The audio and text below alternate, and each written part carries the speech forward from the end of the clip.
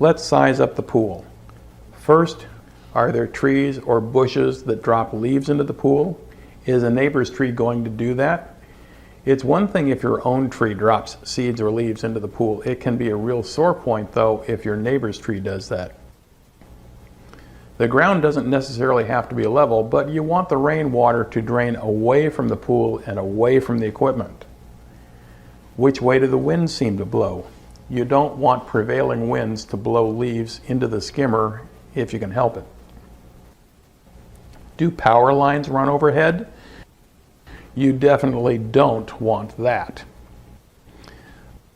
The deck surrounds the pool. Expansion joints allow the deck to expand and contract without cracking or lifting during the hot summer weather. Coping is the edge of the deck around the pool. Check the deck and coping. Has the deck cracked? Are there pieces of coping coming loose? How does the plaster look? Does the floor of the pool look rough? Do you see rust spots on the walls or floor where the plaster has flaked and come off? The rust is the metal rebar that came exposed to the water. The surface of the pool has to stand up to routine maintenance. Well, years and years of this takes its toll, and the pool eventually needs to be replastered. That's where the pool is drained. A crew breaks off the surface layer of plaster and recoats it with fresh gunite. Look closely at the tile along the water's edge and on the stairs. Has the pool been painted? Manufacturers do make paint, and even a two-part epoxy paint for in-ground pools. You drain the water, let it dry thoroughly, then you apply 1 or 2 coats of paint with a brush or stiff roller. Let it dry, let the fumes release, and then refill the pool. But I have to tell you, based on my experience, painting the pool may be less expensive, but it will only buy you a season or 2. That's about it. When the pool needs to be replastered, there's no substitute. Then too, there's the chemistry of the water. A pool owner has to keep the chlorine level up and the pH level neutral. A pool that has been painted can go acid very easily. If the pool has been painted, you'll really have to stay on top of it. Acid water will eat the plumbing and the pool equipment from the inside out. Look at the grout between the tiles around the pool. Is there a blue tint to it? If so, the water may already be acidic, eating away at the copper pipe. On the other hand, do you see a lot of scale around the tile?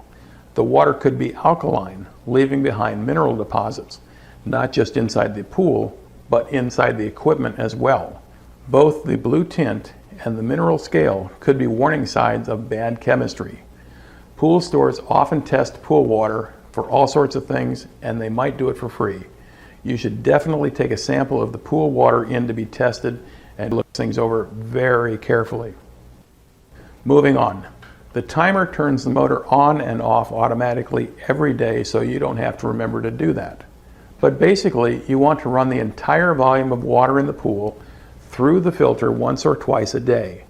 So if the pool has a turnover rate, say, of 6 hours, then you're going to have to run the motor 6 to 12 hours a day. Look at the timer to see how long the current owner runs it, and then look at the pool. How clean is it? That will give you some idea of how efficient the system is. Ask to see electric bills for a few different months throughout the year to get a sense of what it costs.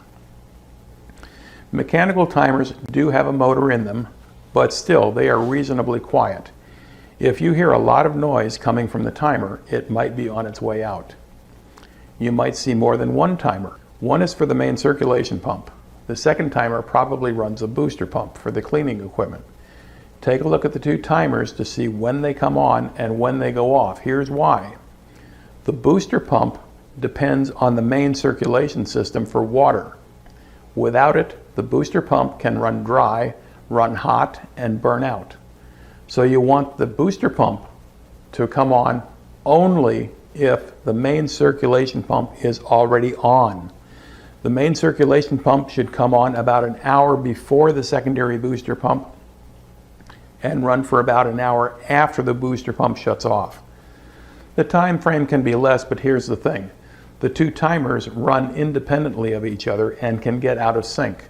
So if the main circulation pump comes on an hour before and stays on an hour after the other, that should be a long enough time frame to be safe. Of course, you'll need to check the timers periodically to make sure they stay in sync.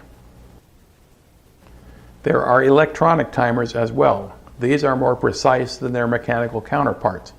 You can program them with multiple start times, along with short or long run times, depending on the season. There are full function control panels. These are pool spa controllers that you program to run just about every aspect of a pool or spa, including motors, pumps, heaters, valves, and lights. The main panel is mounted inside the house to make sure the display is readable and legible. In all fairness, even if you can't read the display, there may not be a problem. There may be a contrast setting that is simply turned down. Try shading the display with your hand. There may be a wireless handheld controller as well.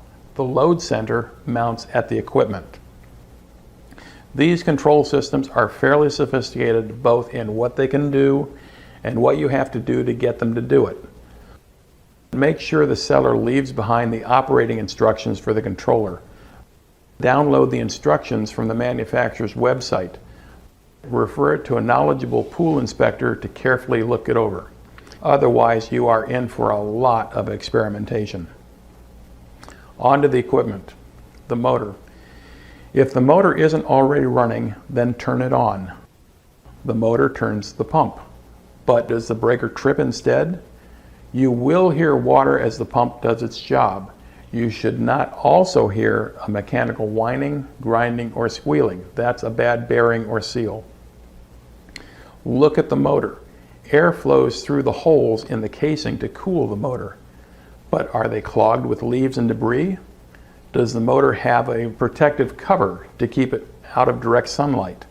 The cover also works in the rain to keep the water from going directly into the vents and shorting out the motor. Feel the motor. It should be warm but not hot. The pump. At the front end of the pump is the pump pot with another removable basket strainer inside. An O-ring seals the lid of the pump to the pump pot. If enough air gets into the pump, it loses suction, or loses prime as it's called, and won't pump the water. Some pumps are strong enough to regain prime, but with some installations you have to use a garden hose to prime the pump to get it going again. The pump both pulls and pushes water through the system. The suction side of the pump pulls the water. When the pump is running, you will not see leaks on the suction side. There could still be a leak in the plumbing, but because it's on the suction side, it's pulling air into the system. There's the pump side of the pump. On this side, the water is under pressure as it's pushed back to the pool or spa. If there's a leak on this side of the pump and it's above ground, you will see water coming out. Feel the pump. You should feel it work, but it should not vibrate excessively. Excessive vibration is called cavitation. It happens when the pump pumps out more water than it can take in.